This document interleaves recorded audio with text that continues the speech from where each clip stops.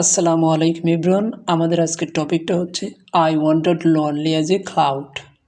তো এই কবিতাটা হচ্ছে অনার্স ফার্স্ট ইয়ার ইংলিশ ডিপার্টমেন্টের জন্য অনেকটা গুরুত্বপূর্ণ একটা কবিতা, যেটা আমাদের ইন কোর্স বা ফাইনাল এক্সামে আসতে পারে।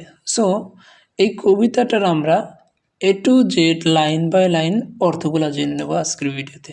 সো দেরি না করে চলো শুরু করি মূল ভিডিওটা। Okay, I wandered lonely as a cloud. এই কবিতাটার লেখক হচ্ছে William Wordsworth. I wandered lonely as a cloud, এই কবিতাটা দেখি ভিতরে কি দেওয়া আছে।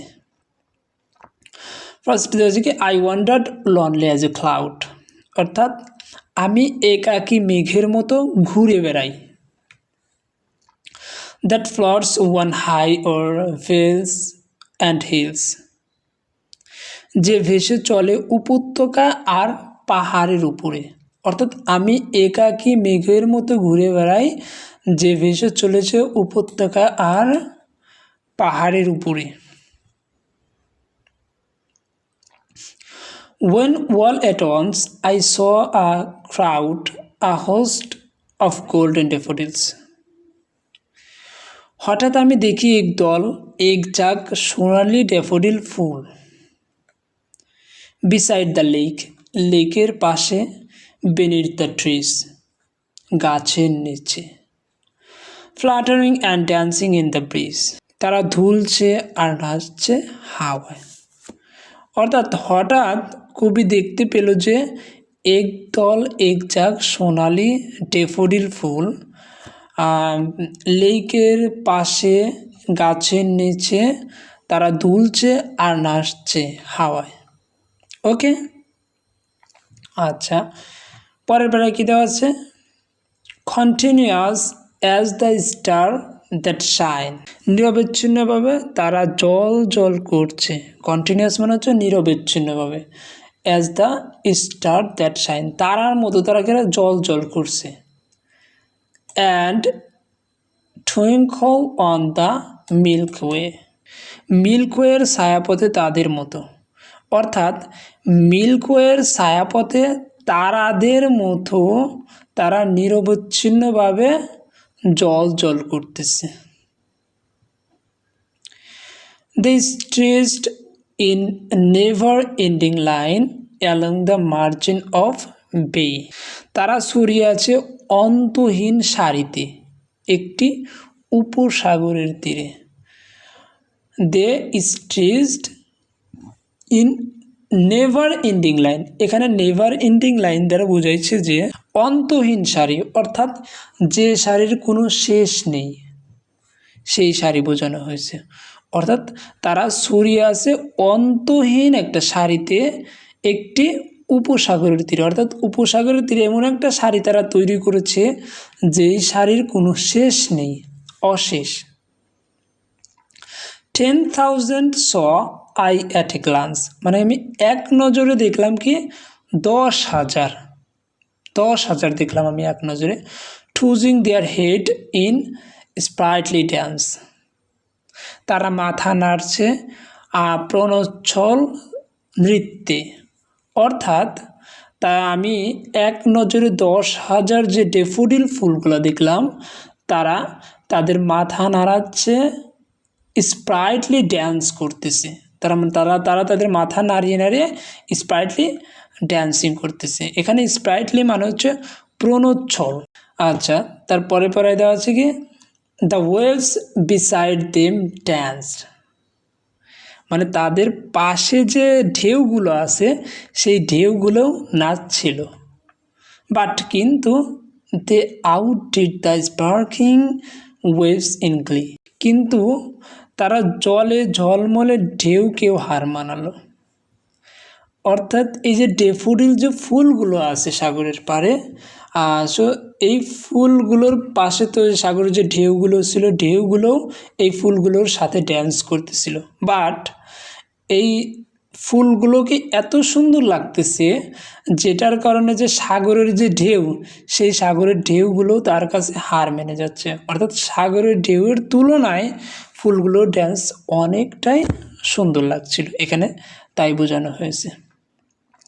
ওকে, আ poet could not but পিকে, একজন কবির মন উচ্ছ্বসিত না হয়ে পারে না, অর্থাৎ তাদের যে ঢেউ ফুলগুলোর যে নাচ ড্যান্সিং, এই ড্যান্সগুলো দেখে একজন কবির মন উজ্জ্বল না হয়ে আর পারে না। ইন সাসা জখান্ড কোম্পানি, এমন আনন্দময় সঙ্গতে আই গেজড অ্যান্ড গেজ, আমি দেখলাম এবং দেখলাম, বাট কিন্তু লিটল থট, কিন্তু তখন ভাবিনি, what wealth the show to me had ব্রট, অর্থাৎ আমি দেখলাম আর দেখলাম কিন্তু তখন ভাবিনি এই দৃশ্য আমার কি বিপুল ধন এনে দেবে। ওকে, তারপরে কি দেওয়া আছে, for oft when on my couch I lie, কারণ যখন আমি আমার শয্যায় শুয়ে থাকি, in vacant or in pensive mood, অলস বা গভীর চিন্তায় ডুবে, অর্থাৎ যখন আমি আমার বিছানায় অলস বা গভীর চিন্তা মুড নিয়ে আমি শুয়ে থাকি, দে ফ্ল্যাশ আপন দ্যাট ইনওয়ার্ড আইস, তারা ফুটে ওঠে আমার মনের চোখে। দে ফ্ল্যাশ আপন দ্যাট ইনওয়ার্ড আইস, ইনওয়ার্ড আইস মানে হচ্ছে মনের চোখে, অর্থাৎ যখন কবি তার বিছানায় অলস বা গভীর চিন্তায় ডুবে তিনি শুয়ে থাকেন বা ঘুমে থাকেন, এমন সময় যে ডেফোডিল যে ফুলগুলো আছে সেই ফুলগুলো তার মনের যে চোখ আছে তার মনের চোখে সেগুলা আলো দেয়, অর্থাৎ মনের চোখে ঝলঝল করে, ফুটে ওঠে তার মনের চোখে। Okay, which is the bliss of solitude, যা নিঃসঙ্গতার পরম আনন্দ, অ্যান্ড এবং দেন তারপর my heart with pleasure fills, এবং তখন আমার হৃদয় আনন্দে ভরে যায়। তারপরে কী দেওয়া আছে, and dance with the daffodils, এবং কি ডেফোডিলের সাথে ড্যান্স করতে থাকে।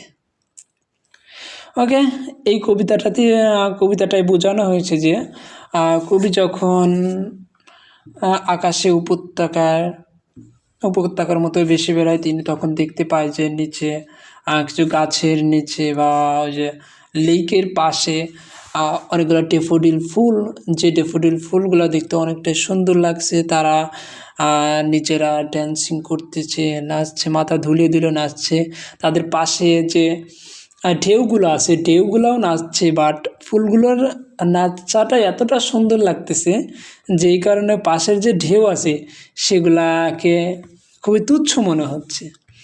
আর এই যে ডেফোডিল ফুলগুলা কবির মনে এতটাই সাড়া ফেলছে যে কবি যখন বিছানায় ঘুমিয়ে থাকে, অলস মস্তিষ্কে যখন তিনি ঘুমিয়ে থাকে, তখন এই ডেফোডিল ফুলগুলো করে কি, তার মনের যে একটা চোখ আছে অর্থাৎ তার মনের মধ্যে আলোকিত করে তোলে আর কি। তার এই হলো আমাদের কবিতার লাইন বাই লাইনের অর্থ। তো তোমাদের সকলের সুবিধার্থে আমি নিচে আমি কবিতাটার অর্থ দিয়ে দিলাম। সো এটা তোমরা চাইলে স্ক্রিনশট দিয়ে রাখতে পারো তোমাদের সুবিধার্থে। ওকে, এই হলো কবিতার ফুল মিনিং।